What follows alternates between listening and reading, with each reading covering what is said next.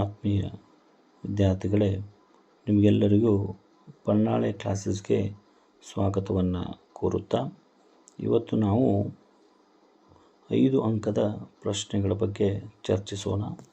ಈ 5 ಅಂಕದ ಪ್ರಶ್ನೆಗಳು ನಿಮ್ಮ ಕಾಲೇಜಿನಲ್ಲಿ ತೆಗೆದುಕೊಳ್ಳುವ ಯಾವುದೇ ಪರೀಕ್ಷೆ ಇರ್ಬೋದು ಮತ್ತು ಆ್ಯನ್ಯುವಲ್ ಎಕ್ಸಾಮ್ದಲ್ಲಿ ವಾರ್ಷಿಕ ಪರೀಕ್ಷೆಯಲ್ಲಿ ಬರ್ತಕ್ಕಂಥ 5 ಅಂಕದ ಪ್ರಶ್ನೆಗಳಿವು. ಮೊದಲನೇ ಚಾಪ್ಟರು ರಿಲೇಷನ್ಸ್ ಆ್ಯಂಡ್ ಫಂಕ್ಷನ್ದಲ್ಲಿ ಬರ್ತಕ್ಕಂಥ 5 ಅಂಕದ ಪ್ರಶ್ನೆಗಳನ್ನು ನಾವೀಗ ನೋಡೋಣ. ಮೊದಲನೇದಾಗಿ 1 ಮತ್ತು ಅಂಟು 1 ಮತ್ತು ಅಂಟುದಲ್ಲಿ ಬರ್ತಕ್ಕಂಥ 5 ಅಂಕದ ಪ್ರಶ್ನೆಗಳು. ಮೊದಲನೇದಾಗಿ ಇಲ್ಲಿ ಕೊಟ್ಟಿರುವ ಹಾಗೆ A function f from R to R defined by f of x is equal to 3 minus 4x ಮತ್ತು f of x is equal to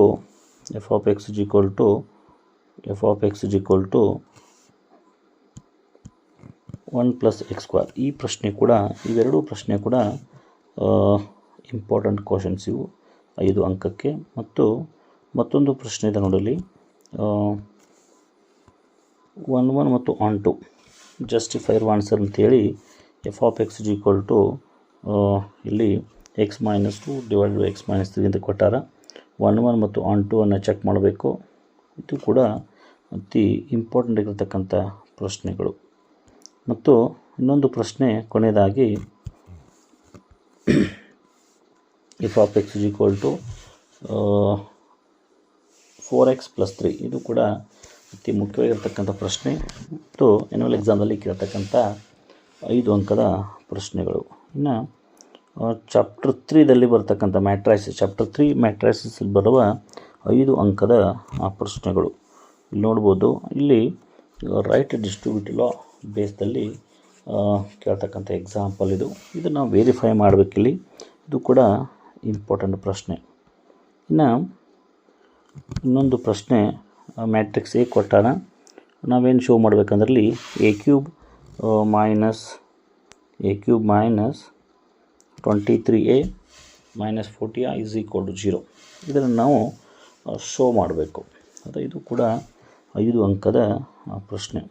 ಇನ್ನು ಇನ್ನೊಂದು ಪ್ರಶ್ನೆ ಇದೆ ವಿದ್ಯಾರ್ಥಿಗಳೇ, ನಾವಿಲ್ಲಿ a plus B minus C is equal to a plus B minus C ಅನ್ನು verify ಮಾಡಬೇಕು. ನಮಗಿಲ್ಲಿ ಮ್ಯಾಟ್ರಿಕ್ಸ್ ಎ ಕೊಟ್ಟಾನ, ಬಿ ಆ್ಯಂಡ್ ಸಿ ಕೂಡ ಕೊಟ್ಟಾನ. ಇದನ್ನು ನಾವಿಲ್ಲಿ ಇದನ್ನು ವೆರಿಫೈ ಮಾಡಬೇಕು. ಈ ರಿಸಲ್ಟನ್ನು ವೆರಿಫೈ ಮಾಡಬೇಕು. ಓಕೆ.